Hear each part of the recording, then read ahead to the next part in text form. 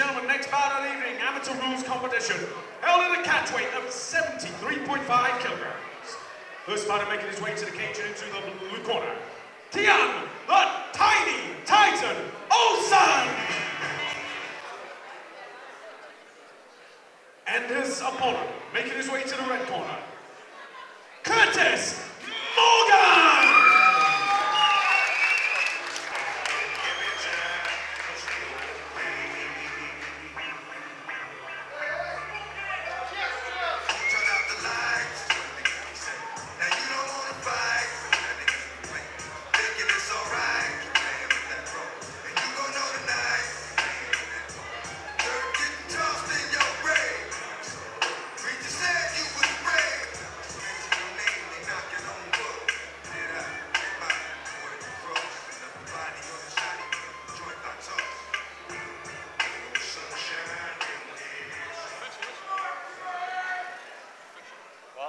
Ladies and gentlemen, official introductions for this catchweight bout. First fight standing in the blue corner.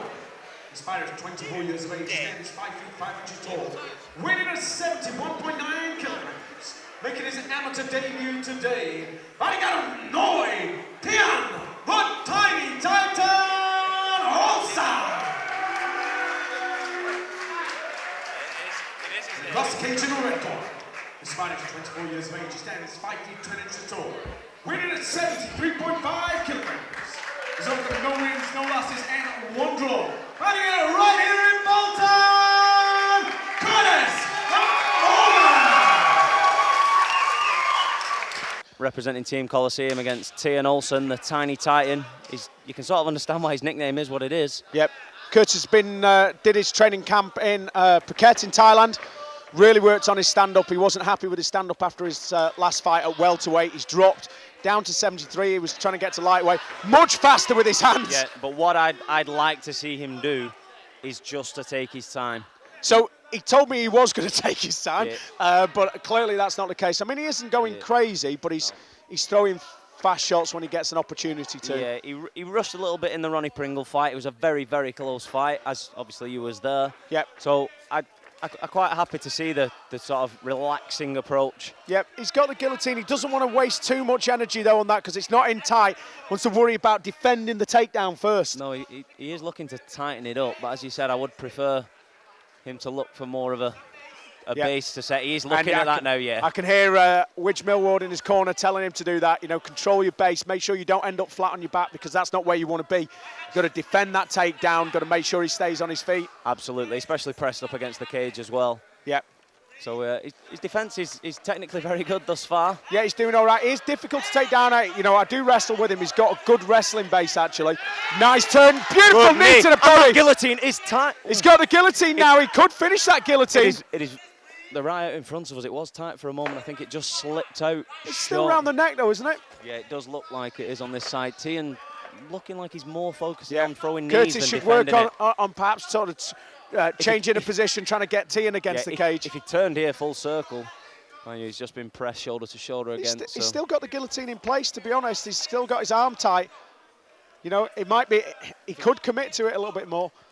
Absolutely. It's out of there now. It's back in again. Yeah. It's on, it's off, it's on. Curtis is like his right hand is perfect because he's underhook, so he's blocking the defense, but his left hand's going for a submission. It's like two contrasting approaches as he comes forward with a huge knee. But he got too carried away with that, and that's cost him. He's now on his back, and this isn't the best place for him. So he's got good striking, good wrestling. The weakest part of his game is his grappling. It's not bad, but certainly he would prefer to be stood on his feet. Yeah, and if Curtis is going to set his guard, leg over knee, I'd prefer him to do it with the other side. Yeah. Where the fighter's hips is, he's actually setting himself on the wrong side. Yeah. But he's looking to turn in. Yeah, he's doing a reasonable job there. Knee pin, he should be looking to try and break that knee pin. He needs position. to pop up. He needs to. No, he needs. He's got to watch, giving his relax back from here. Relax. Yeah, he made the right choice rolling. He's still blocking with the wrong side. I mean, if he's going to try and effectively manipulate the hips of Olsen on top, I'd prefer him to do it with his right leg. Yeah, certainly. We've come to the end of the first round. Olsen drops a couple of big shots. And he gets up. Well done from Curtis. Yeah. Can he get a takedown just before the bell? Nice. That knee was probably a little bit late, but he was throwing it at the start. Yeah, Very, very close round, really. I think the takedown may be the deciding factor. Do you think? I mean, the thing is, I think before that, the striking was absolutely going Curtis's way. Yeah, absolutely agree. So that might be enough to do it. And, you know, just before that takedown there, certainly Curtis had him on the very much fence, charging him down. Like I said, biased. hopefully, it's all right, I completely agree. Hopefully, if he does get the opportunity in the second round, he doesn't charge as full throttle as he did. I mean, as I said, actually, at the weigh-ins yesterday, Tian Olsen, he lives up to his nickname, the Tiny Titan. He carries a lot of muscle mass for a lightweight fighter. Will that, I mean, all he's doing at the moment is leaning on, so he's tiring himself out. Will that be the difference in the later rounds? Because if you watch the Ronnie Pringle fight, Curtis Morgan can go the distance. Yeah, and he was tired in that, and that was also at welterweight. So, you know, there was another 4 kilos on top of where he is now. The thing is, what I'd like to see from Curtis in this round is, if he's going to use that striking, don't go crazy throwing those big hook punches. Try and stay a little bit sharper down the middle. You know, mix it up. Yeah, couple of punches down to that low kick, inside low kick back with a right hand, that kind of thing, and try and use a little bit more skill and use that aggression when he's got an opportunity to finish the fight. Absolutely agree with you there, Aaron. I think as well what may work in Curtis's favour in this round is he took Tian's best shot towards the end of the, just on the bell. He took a huge right hand and he basically ate it and came forward. But vice versa. I mean, Curtis landed a lot of shots and Tian still stood there. So I think Tian obviously looks like he's light on his feet, wants to move. I think this is where Curtis needs to just relax. You saw the power then of Tian. He literally just turned Curtis onto the cage. No problem at all. Curtis has got to be careful he doesn't give his back. He's wised up to that. Yeah, he's got the one underhook on the left-hand side, which is good. He should be focusing more on trying to pummel the right. I would like him to... It's either that or he's found that guillotine again. Is the right hand, is it across? Can he grab the wrist? No, and that's a takedown there. Now, he's just burning his arm out now. Yes, I'd like to see him leave it and block the hips with his right leg. Yeah. So when he brings that leg in, he's blocking with the wrong leg. He's got room here to shrimp and get that knee in. He has.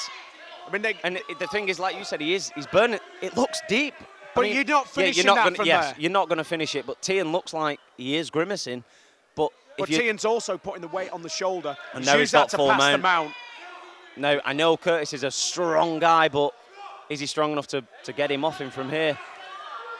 He's actively giving his back.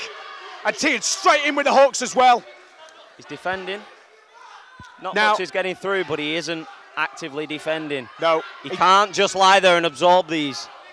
He does defend this position quite well when it comes to chokes, actually. It's quite difficult to find the neck on. Good right, 2 good right, 3 good right hands from Tian. These are finding a home. And I think Curtis is, he might be out. There's 4 or 5. Not out, but they were big shots landed. They are big shots. Morgan, he's not defending. No, he's not doing enough here. He still seems to be in it. I mean, what? I can't really see it. It's quite blocked here. Yeah. He's obviously still coherent. Just for a moment there, it looked like he may be out, but he's just absorbing these because shots. This isn't intelligent defending. Mark is going to stop the fight. Yeah, it's going to be over in a second. Oh, and he moved at the right time, just as Mark was about to. But he's back down. He's back down. Mark's not going to like this. There's not long left. Defense. There's not long left, but can he survive? He's taking some big shots. He's literally saved himself there, Curtis, by moving. But he's not defending anything. I completely agree. Mark just won't let this go on. At some point, he'll just go, do you know what? One of the best referees in the business. So he's having a good look at this. He is warning him. You can see him giving him full instructions. You need to defend yourself. They're only little shots, but he will stop this fight. Yep, because you've got to actively do something to improve your position or defend the shots. If you just lie there and go, I'm going to tough it out, you know, and the referee doesn't care that the 10 seconds gone. No, absolutely not. If there's 1 second left, he will stop the fight. Curtis is in a bad position. Bad round for Curtis. Absolutely. You may argue a 10-8. It's difficult to say. I know you hate 10-8s, but how do the judges see it? Well, it's an odd one because you have to be very dominant to win a 10-8. And it was quite even up until the point that Olsen had Curtis's back. Yeah, this is what I like to see as well in the corner. Now, Tian's obviously, he's winning the fight. He's breathing heavy, but Curtis he's got his hands on his knees. Saul Rogers needs to go in, needs to pick him up. He pushed him back, he slapped him across the face and said, you need to listen what I'm about to tell you. Yeah. That is good coaching. He's got this round, he needs to go out and perform in this round. The thing is, a tough round like that, what you want to be doing for the first 30 seconds, breathe, calm down, relax, get control of yourself. Next 30 seconds, here's your instructions. 3 things, correct. Positive sandwich. It's stuff you're doing good, stuff you need to improve on, more stuff you're doing good. Because you've got to give him the opportunity to go out buoyant. You don't want to depress him and going, hey, you've got to win this by knockout or you're going home without a win. I completely agree with you. The shit sandwich. Well, nice kick. Curtis doesn't look overly tired. He doesn't look like he's breathing heavy. No, I know that in Thailand he's been running. He's caught that guillotine he again. Needs to commit to it if he's going to do it. If not, he's going to end up on his back. Yeah, Tian going for that single leg. He's got it. This is the same takedown he got last time. No, again, he's gone with the wrong leg.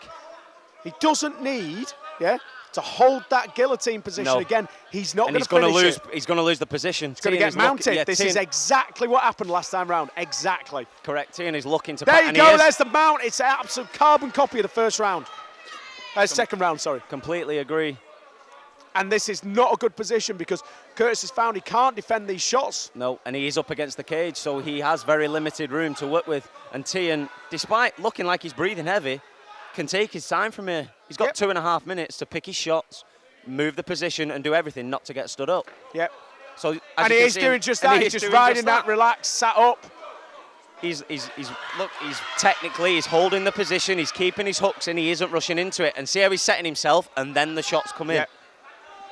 The most important thing here, stay on your opponent's back. Stay on your opponent's back. Even if you're just chopping on those little hammer fists, tiny little shot. He's give the neck.